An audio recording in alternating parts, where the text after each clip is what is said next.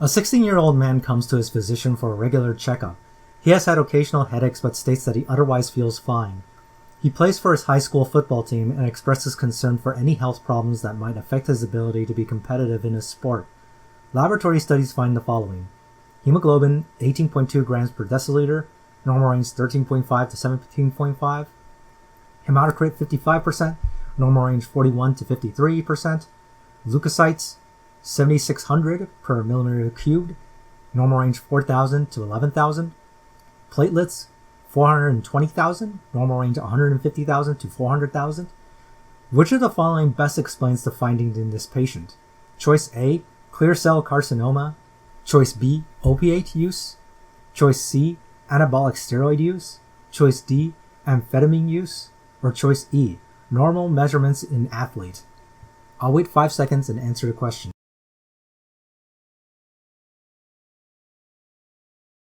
So I'm sure some of you who didn't know what was going on might have guessed on this and still got it right, because this is a very typical USMLE vignette for an athlete where they make you suspect, okay, is he using anabolic steroids? But rather than going for the textbook endocrine findings, which, is a hypogonadism, gynecomastia, or you go measure their LH-FSH, all I give you here is this blood count. So the main learning point here is just for you to understand that steroid use can also cause a polycythemia. So yes, choice C is the correct answer. It's just one of those things you should be aware of. So let's look at some of the other answer choices here. Answer choice A, clear cell carcinoma. I mean, yes, an RCC can increase EPO secretion and therefore cause a polycythemia, but it would be very rare in a patient this young unless he had some kind of tumor syndrome like von Hippel-Lindau, and there's nothing in this question to make you suspect that, so it's not a good answer choice. Choice B and D, abuse of other drugs, opioids and amphetamine in this case, both of these are known to be abused among young athletes as well, but of course the symptoms here just don't really fit at all. In the case of opioids, I didn't give you anything to make you think either way, whether he's abusing opioids or he's withdrawing from them. He doesn't show any of the symptoms, right? If he was abusing them, obviously he would have respiratory depression, he'd have constipation, he'd have meiosis. I'd give you something. And obviously if he was withdrawing from opioids, I would give you the opposite, right? Classically, they like giving something like yawning, sweating, all kinds of secretions, diarrhea, anxiety, and piloerection. And of course, mydriasis, since intoxication gives meiosis. But again, he doesn't have any of those. And similar thing with stimulants like amphetamine. If he was abusing amphetamine, then he would have some kind of euphoria or agitation upon coming in. Or at the very least, he would maybe be depressed if I was trying to indicate some kind of stimulant withdrawal. Just nothing in this question to make you suspect that direction. Choice E, normal measurements in athlete.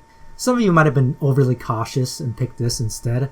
So yes, an athlete could have a slight polycythemia. They might have a slight erythrocytosis, but typically when you have something crossing out of normal range, especially when it's above like 18 or so in a male athlete, you still should be a little bit suspicious, especially when the USMLE likes doing these kinds of questions where it's like, oh, it's a young athlete and he's very competitive, or he's under a lot of stress. They try to push you towards him taking something exogenously.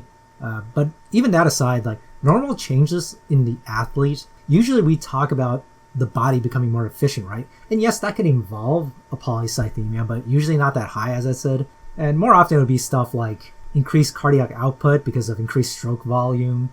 You have increased oxygen extraction at the tissues, increased vascularization of the muscles. You always want to be careful before you pick normal range or normal findings on USMLE. You need to be pretty sure before you pick that most of the time.